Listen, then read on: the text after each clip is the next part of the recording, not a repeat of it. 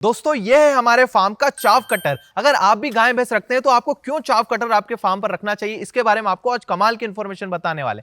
पर उससे पहले अभी तक आपने अगर हमें उपज ऐप पर फॉलो नहीं किया तो फॉलो जरूर से करें, क्योंकि हम आपके लिए डेयरी फार्मिंग की ऐसी जबरदस्त इंफॉर्मेशन हमेशा लाते रहते हैं। दोस्तों ये है हमारे फार्म की चाफ कटर।